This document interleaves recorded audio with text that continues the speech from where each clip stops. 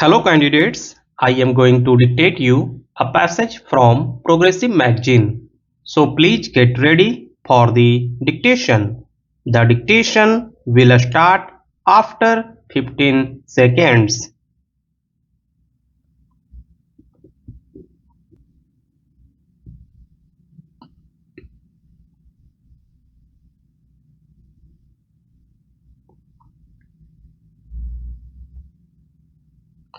Unfortunately, the proper development of affiliated colleges has not received the attention it deserves.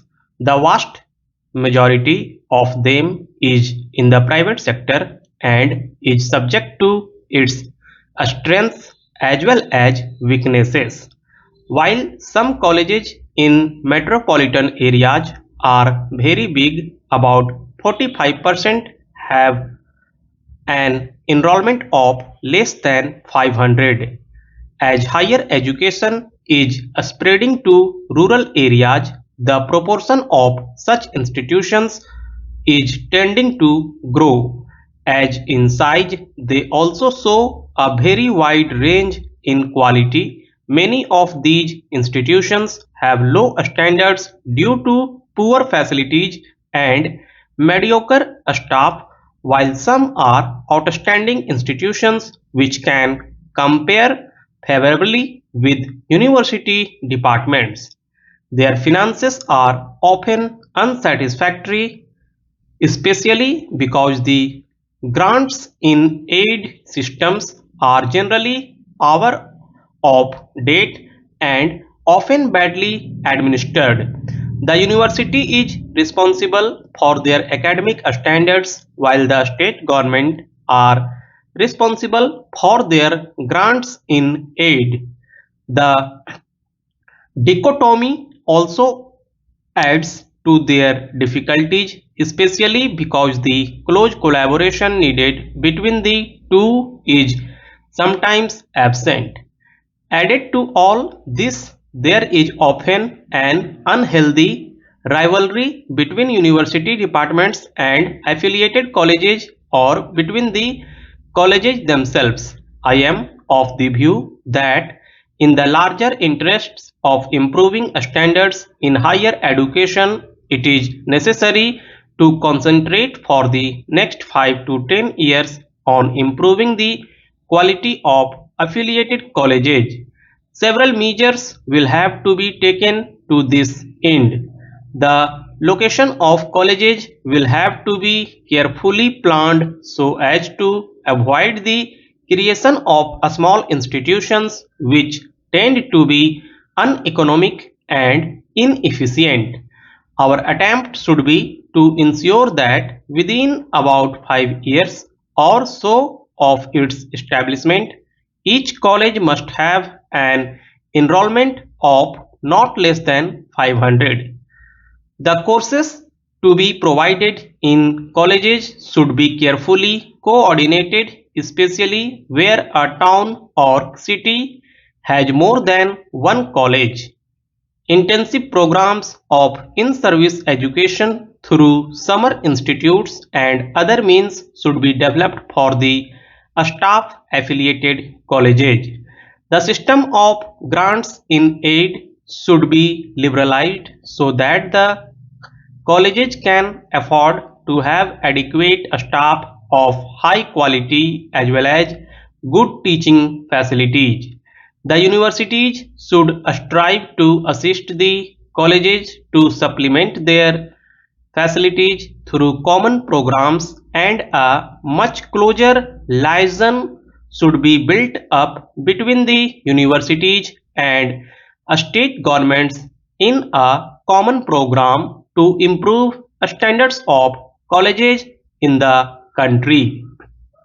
Delhi provide, I think, a good example of what the close collaboration between a university and its colleges should be. All colleges, including those set up by government, are under the control of their own autonomous bodies. The remuneration qualifications of teachers in the colleges and university is the same, and methods of recruitment are similar. The teaching programs are very well coordinated. The grants in aid is liberal and is given by the University Grants Commission on the recommendation of the university. The results of this approach have been outstanding and the Delhi colleges have given a much better account of themselves than in many other areas. It would be a good thing if the Delhi model is adopted elsewhere also in other metropolitan areas and big cities in the first instance and then generalized to other areas in the light of experience gained. It would be untrue to my part as a university man if I did not share with you some of my ideas about the chief concerns of a college as a center of higher education in its educational work. The first thing that comes to my mind is its concern for the individual and the spiritual. This may sound a little out of fashion, but I feel it is a victim concern.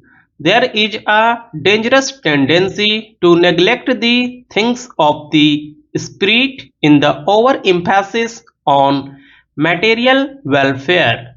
The final justification of education is an enrichment of life for individual human beings and the full development of their spiritual potentialities. Whatever else the college may or may not do, education in this sense should be its first concern. Its second main concern should, therefore, be to organize its work as to make the realization of this educational aim possible.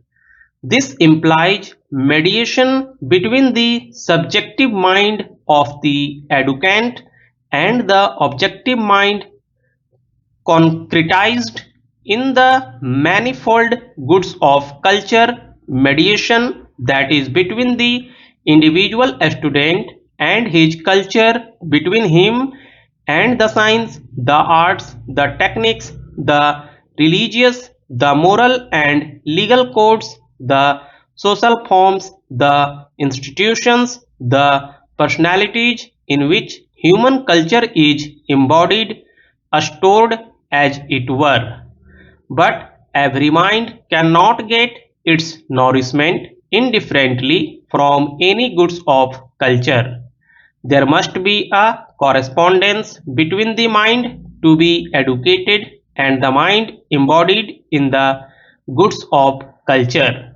The good college can never do too much to irritate the student into the process of the self-discovery of his inclinations and aptitudes and to see that the goods of culture selected to educate him correspond to his mental relief which is good for future.